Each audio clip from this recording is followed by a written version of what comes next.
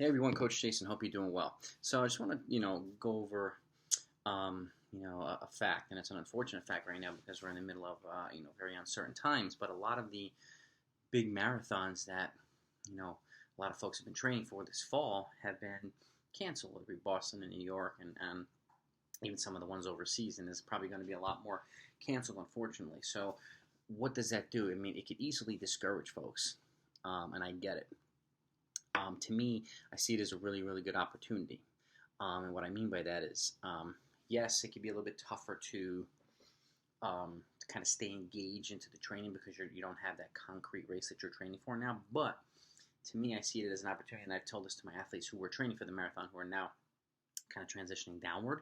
It's a great opportunity to improve your 5K and your 10K performance, and this is the time to do it. Okay, now that there aren't any big marathon races for the most part scheduled any longer, that doesn't mean you don't run. It doesn't mean you don't test yourself. Okay, um, and time trialing stuff like a 5K or an 8K or a 10K is a lot easier than doing it for a marathon. You can do it with a couple of people. You can do it solo, but it's a really good opportunity now. And the way I look at it is, there's about, let's say, 24 weeks left to the year, or between 20 and 24, because like to factor in easy weeks and off weeks and stuff like that. This is a good opportunity to do, whether it be like 4 6-week blocks of training, or 6 4-week blocks of training, or 5 4-week blocks of training, or 4 5-week blocks of training, something like that, which gives you the time to kind of do things and then schedule in rest periods as well. The way I see it too, training for 5K and 10K, the volume is obviously not the same as training for a marathon, but it's somewhat similar. At least in my training programs, I generally have folks going maybe 16 miles, 15, 16 miles, sometimes even up to 18 for a long run, which is suitable for a half marathon, but it's also easily transitionable upward when marathons get back on the schedule. So you're not far, you're not having to build from scratch. This is an opportunity to get a whole bunch of 14s and 15s and 16s and 17s and 18-mile long runs in the bank. Okay, so you're going to be building that aerobic foundation regardless. But now you can kind of drop down and focus on shorter workouts, a little bit more speed development, where it becomes a little bit more prominent. So you can do something like, and I have a 4-week cycle right now, where I'll have some folks do, 10K to 5K pace the first week, 5K to 3K pace the second week, 3K to mile pace the following week, and then either a time trial of some sort, or a progression run and some really, really fast speed development the fourth week, and then you repeat it, okay, the fourth week, and you either increase the length of the reps or something like that, okay. But it's a good opportunity to kind of do these things now, okay. And again, you can still do these things and still have good long runs in there. You can have good progression runs.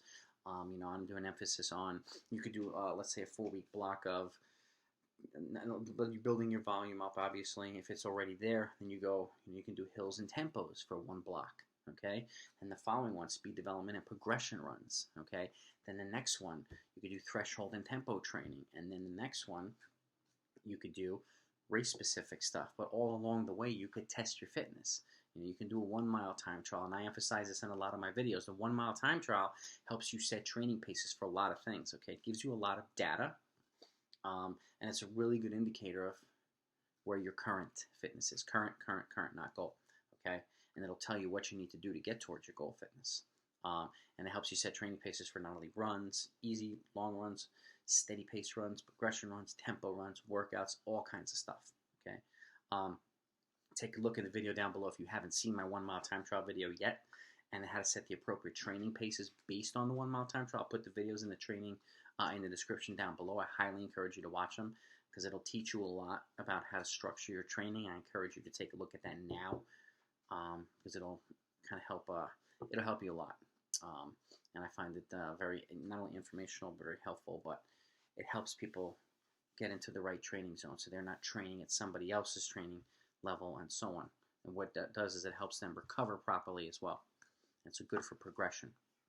So, I just wanted to mention that. I think it's a good opportunity to do that. Now, if you want to see some 5K training programs, take a look in the description down below. I'll also put 10K and cross-country training programs so you could see how similar they are to each other. You'll also see good solid long runs in there. You'll see a lot of different workouts. You'll see speed development components. Okay, and you'll see that it's not that dissimilar. For 10K, 5K training is not really that dissimilar to 10K training, aside from some workout modifications.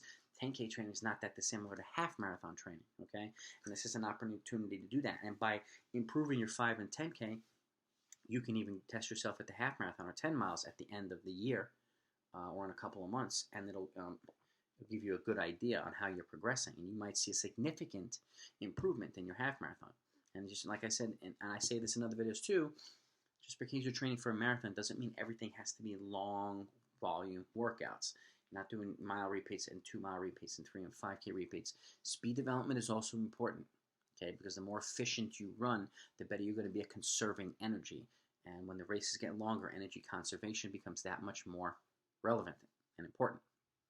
So keep that in mind, okay? But take a look at the videos down below. I encourage you to just dive through them, see how things are laid out. It might give you some ideas on how to set your own training, or this is a template that you could feel free to follow on your own and just tailor it to your needs or the needs of your athletes.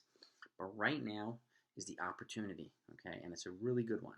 And as frustrating it can be, as it is, to have a marathon canceled because of a global pandemic or whatever, or half marathons canceled because of that, and even shorter races, this is still an opportunity to embrace, the change, okay? Yes, it stinks, but embrace the change. Put yourself in a position to take advantage of this, because at the end of when this is all said and done, when things get back to normal, there's going to be a lot of people who are either ahead, and there's going to be a lot of people who are either behind in training because of this.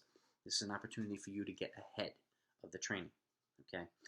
So embrace the grind, adapt, improvise, overcome, and really, really, really, really work on right now getting that 5K down, that 10K down, and even that 1 mile performance down. I don't know many marathoners who do 1 mile time trials or 3K or 5K time trials. This is the time to do it, to see whether your 5K is commensurate with your 10K and your half marathon and your marathon. And it'll tell you if it's not, what you need to do to get there, okay? So I hope you found this enjoyable education. I wanted to keep it short and sweet. If you want more specific training details, feel free to let me know in the comments down below. I'll be more than happy to include them.